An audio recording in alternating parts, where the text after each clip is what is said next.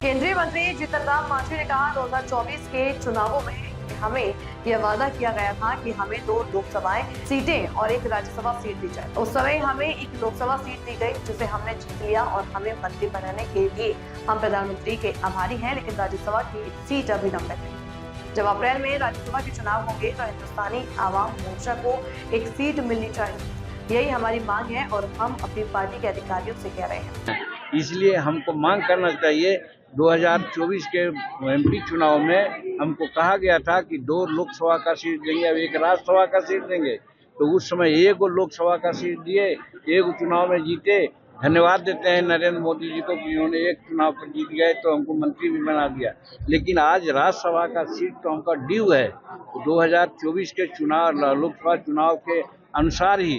तो आज जब अप्रैल में 2025 में लोकसभा का राज्यसभा का चुनाव होगा तो उस समय हिंदुस्तानी अवाम मोर्चा सेकुलर को 1 सीट मिलना चाहिए। ये मेरी मांग है, ये हम अपने पदाधिकारियों को कह रहे थे, क्योंकि हम तो पार्टी में है नहीं।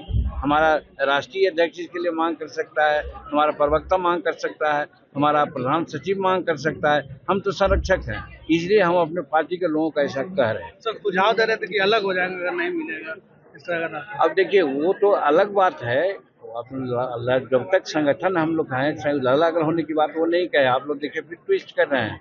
हमने कहा कि आज हम मान्यता प्राप्त पार्टी नहीं है, इसलिए नहीं है कि हमको 8 सीट नहीं है, तो 6 सीट मिलवे किया था तो हमको 8 सीट कैसे हो जाता है।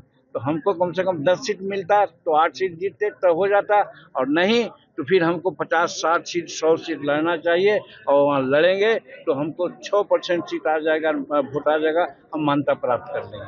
तो हम तो अपने पार्टी को मान्यता प्राप्त करने के लिए ऐसी बात कर रहे हैं। सर